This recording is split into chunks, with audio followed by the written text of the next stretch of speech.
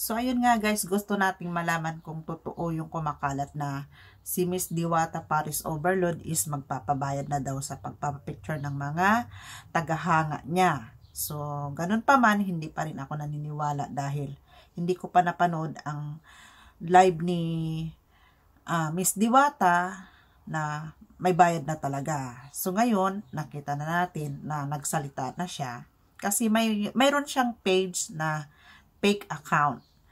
Ginagamit niya lahat ang video ni Miss Diwata. Kaya, hindi ko rin naman kinakampihan. Isa rin akong content creator na small. Pero, itama natin yung mga mga ipopost natin. 'Di ba? Huwag natin ibaba ang isang tao. Ibagsak ang isang tao. Kung gusto nyong umangat din, gumawa ng tama, 'di ba? Ito ay for the content lang. Kasi, mapapasagot na lang tayo sa mga tanong kung bakit ganyan, kung kailan siya umangat or kung kailan siya naging viral na viral at mayroon ng ganyan na magpapabayad na siya, pero hindi pala totoo yun. Yun nga ay fake account ang nagkakalat. Kaya yan, pakinggan natin ang kanyang sagot sa mga kinakalat nilang may bayad na daw ang kanyang pagpapapicture sa mga kapwa content creator. So, tara. Iksi na para masira ko. Hintayin mo. Papahanap kita. Magbabayad ako ng lawyer.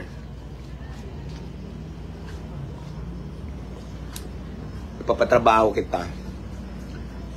Lumabang ka ng patas. Wala namang akong ginagawang masama sa'yo. Nagninegosyo ako ng maayos. Ikaw naninira ka. Kaya, dapat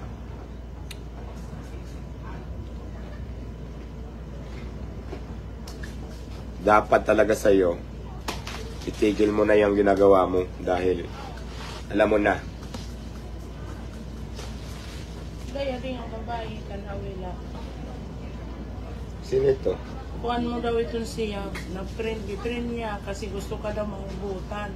Gitagan nagsito niya dahil 2,000, kagabi out na ako. Bumili lang yung 3 sikin.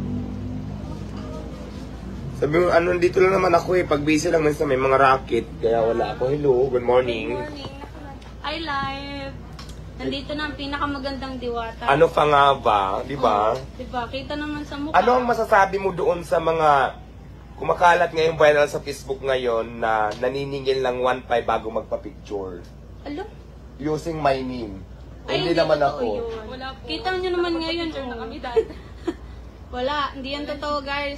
Alam mo, nakaka-instant kasi Ubus lang yun. kagigising ko lang, tapos nag-viral siya ngayon na bago daw magpa-picture, magbayad muna ng 1.5. Bisa wala naman akong ganon. Di ba ang mga Pinoy talaga, alam mo kasi ganito yan sila Pag hindi ka nila kayang pantayan, gagawa yan ng parang para sa kanisira mo. Di ba? Ang dami ngayon Ngayon, kung gusto nyo makaahon sa buhay din, magsikap kayo. Hindi puro inggit yung nasa katawan niyo. Ganun lang yan Magsipag. Dumiskarte sa buhay. Huwag kayong manira.